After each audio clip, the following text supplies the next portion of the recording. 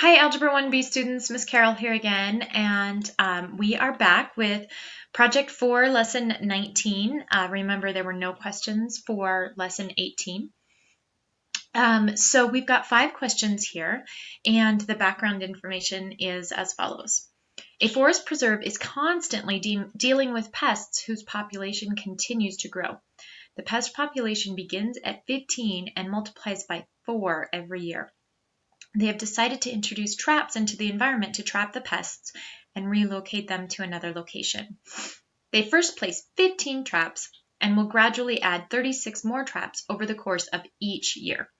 Use your knowledge of exponential functions, linear functions, and average rate of change to answer the questions and analyze the solution. This is a really practical set of questions here. I actually enjoyed going through this. Okay, question 1.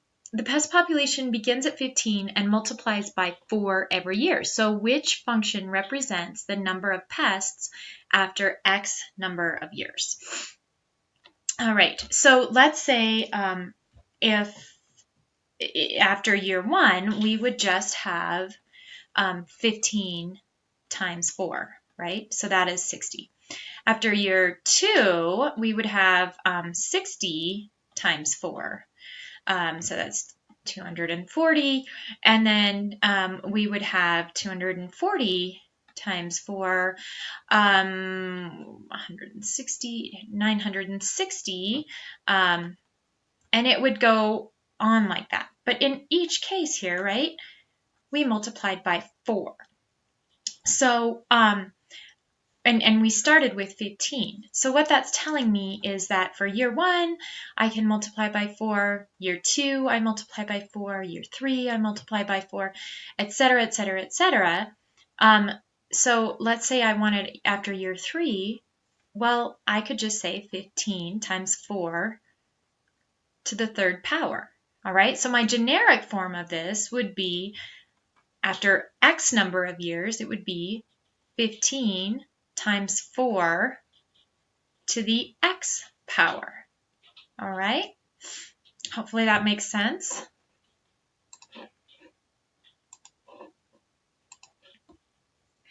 Okay, now we're talking about the traps, and they are starting with 15 and they're adding 36 every year.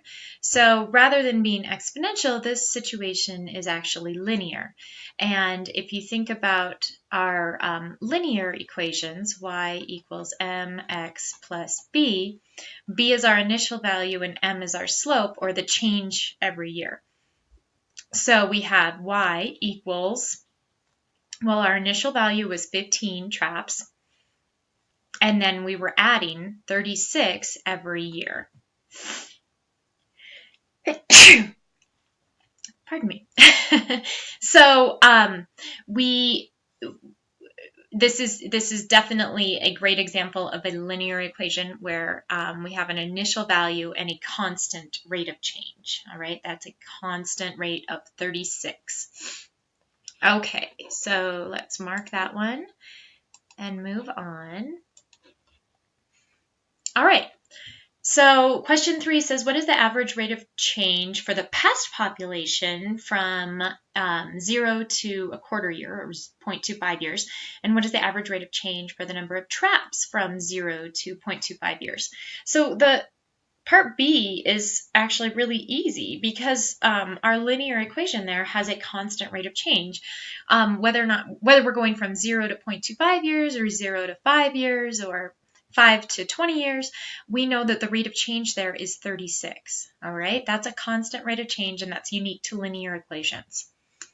All right, now our exponential equation, our rate of change is going to depend, or our average rate of change is going to depend on our time, okay? So in this case, we have 15 times 4, and we're at 0.25 years, okay? So let's find out what that is.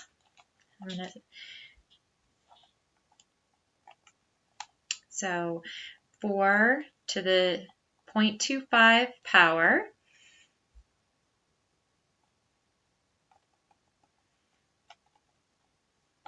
and I'm going to multiply that by 15.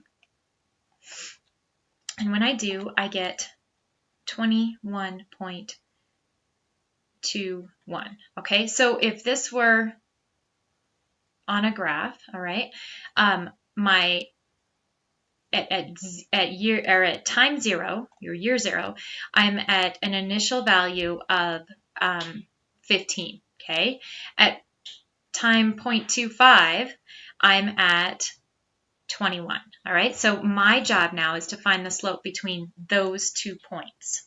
All right, so remember, slope is change in y over change in x. All right, so my change in my y values are 21.25 minus 15, okay, over 0.25 minus 0, okay, that my initial x value was 0.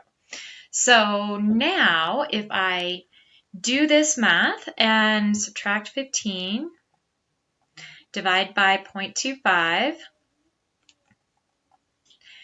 I get 24.85, which we're going to round up to 25, round to the nearest integer, it says. We're going to round to 25. So my average rate of change for that exponential equation in a quarter year was 25. All right. So we can answer this by saying 25, comma, space, 36. All right.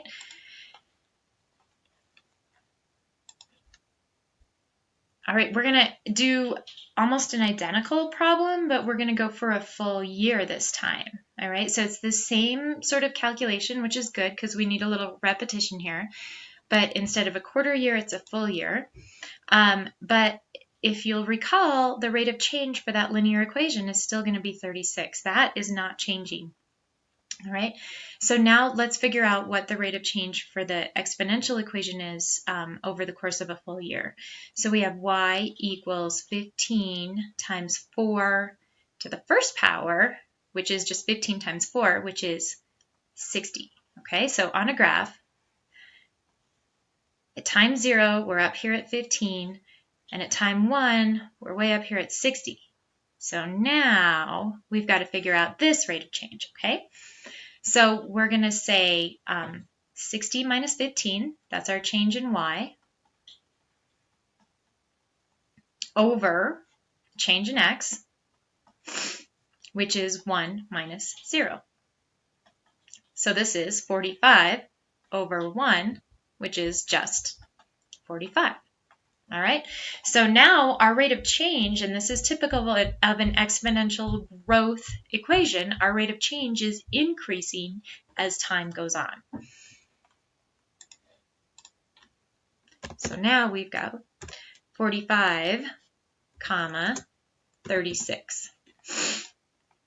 Okay, and now the last question is, let me erase this. Explain mathematically why the current plan of placing traps to control the pest population will only work in the short term. Then come up with a better solution that would work long term. Okay, so in the short term, our rate of change for the traps was higher than the rate of change for the pests, right? But in the long term, the rate of change for the pests will continue to outpace the rate of change for the traps. Okay, so let's write that down first.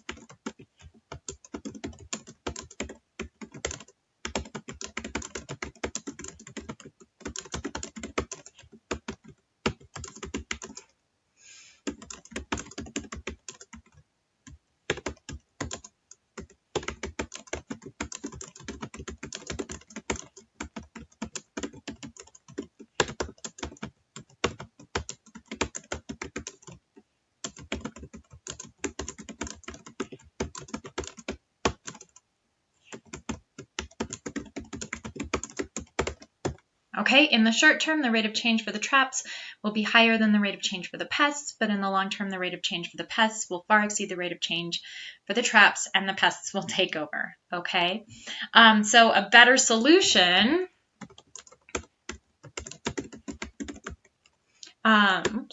Solution. Goodness.